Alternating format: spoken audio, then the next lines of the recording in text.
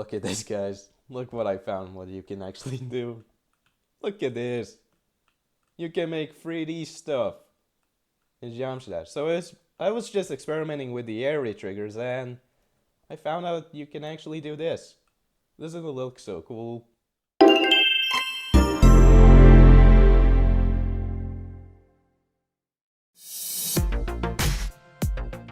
Area triggers are a new thing in the 2.2 update that you can basically use to affect different objects by either an object, a player, or the positioning of the camera itself. There are a total of 5 area triggers, each of them having their own purpose, and also with them comes the edit area triggers, but we're not gonna really explain them that much. They just basically edit the area triggers. Anyways, let's get right into it. So, here are all the 5 area triggers that we're going to be talking about each in detail, but first, let's talk about what they all have in common. So the first thing that they have in common is length. So it's basically the area, how big is the area of the center itself. So 10 corresponds to 1 block, so you can either set it to maximum of 100, and then on the right here, it's basically like a randomizer. So for example, I set the value to 10, and it will subtract minimum amount of 10, or it will add the maximum amount of 10. So you can either make this length currently the minimum amount of 90, or the maximum amount of 110. Offset is basically an offset. There's really nothing much to talk about here. It offsets the center on the x-axis, either moving it to the left or to the right. And the same thing goes here about the randomization. Then we can also add easing, and also we can add ease out, which is basically easing to when the objects are away from the center. So when they're in the center, they can be with this easing, and when they're out of the area from the center, they can be the easing 2 instead. Then we can also offset Y. I don't know why is it in the second window. Why couldn't it have been here where the offset is? But basically offset Y is the same thing as offset, but instead it does it on Y-axis. Mod front and back is basically a modifiable value for the center itself on the front and the back. And that zone is like mostly when you play FPS games on your controller, where basically you can set up a dead zone where nothing is happening in a certain zone. But in this case, it's basically 100% value from the center to the maximum amount of length. So for example, we have a center here and we have some objects here. So for example, we set up a dead zone, so the dead zone is right here somewhere. And basically, the 0 to 100% goes to here, and then after the dead zone, it's just fully 100%. It's something like that. Then we of course have these 10 buttons, so they basically like how the areas are like. So basically this affects from the inner to outer, then this one is the opposite from outer to inner, then this is basically vertical and affects things left and right. This one does the same thing but inwards. This one only affects the right side, and this one does on the inner side.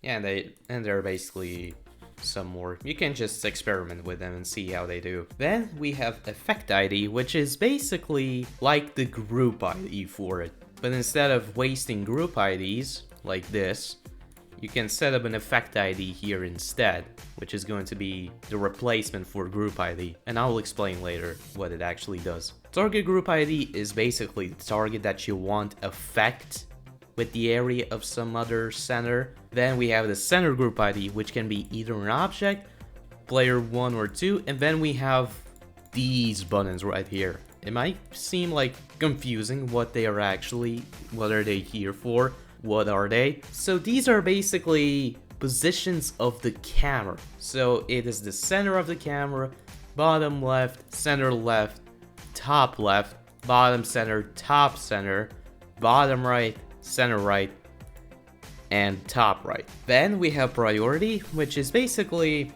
priority for area triggers. So for example, we have many area triggers of the same kind being activated at once, and for example we can set this one a priority of 1 and will basically be the only one that is being activated and actually works because it has the highest priority out of all of the other ones.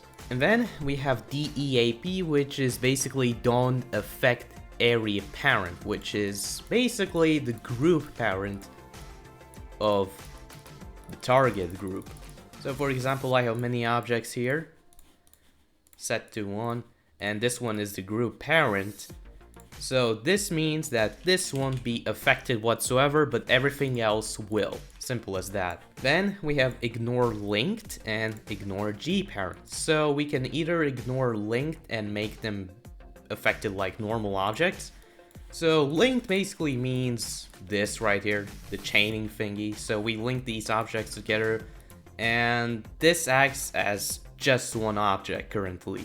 But we can disable that with the ignore linked, of course, so it doesn't get affected as a one whole object. And ignore G parent is basically, for example, when you have the group parent like this, so one over here and one over here. So we currently have two group parents here, so they're basically together and they'll be affected together, but we can also ignore that with the ignore G parent, of course. So that's all there is about the common stuff for all of these things. Now, let's move on to the things that they don't have in common, what they have something unique in them. So, in the area move trigger, we have move distance and move angle. So distance is basically how far the objects will move from the center, and the angle is, of course, where the objects will be moving towards.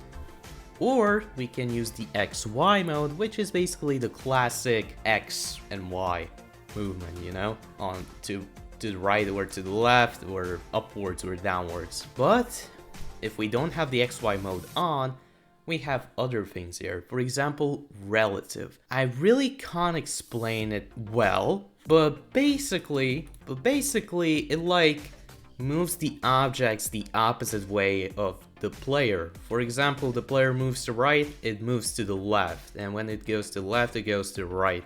When it jumps, it goes downwards, and you can basically make something like this happen. But then there's also our fade, which is basically the gap amount, which I can't really explain, but it basically makes the gaps a lot smaller, so objects are more closer together, and you can basically make something like this, which looks pretty cool. In area rotate, we can basically rotate objects with the rotation, so we can set up a rotation angle and then we can also randomize it, and you can basically do this, you know, rotate the objects. In area scale, we can basically scale objects. So for example, we can set up an amount of scale that we want for objects. So I'm gonna go 2 for the x-axis and 0.5 for the y-axis, and it will basically do something like this, you know, pretty cool. In area fade, you can adjust the opacity, from what opacity to what opacity. So for example, I want to go from 0.5 opacity to 1, basically, which is the maximum. And then we can do something like this with the area fade trigger. And lastly, in area tint trigger, we can set up a color channel that we want the objects to tint into, and we can set up on how much tint we actually want for the object. We can also checkbox either main only or secondary only. It only applies to the objects that have the base or the detail, you know? And then, if you don't want the color channel or tint, we can basically change with HSV, basically the hue, the saturation, and the brightness, the way you want to. So for example, I already have a color set up in a color channel 2, I'm gonna set it to 1, and it basically colors things to blue. So that's something like that. So as I said, there are also added area triggers, but it's basically the same thing, just that they added specific triggers. But also we're gonna talk about what the effect ID is used for. So it's all the same. You basically have the length, the offset wide, the mod front, also the duration on how fast the edit should happen. We also have the mod back, the dead zone, everything the same as you should have. But as you can see, we can either set up a group ID that we want to affect. For example, we have the area moon trigger and we have a group ID for it, which is 1. We can set up a group ID, or we have this checkbox called use EID, or in full name, effect ID. So this is where we actually can use the effect ID instead, which we already talked about before. So you can basically use effect IDs instead of group IDs, so you don't waste group IDs for just these area triggers. So this is basically it, an explanatory video about the new area triggers. Make sure to give a like and also subscribe for more tutorials like these. Goodbye.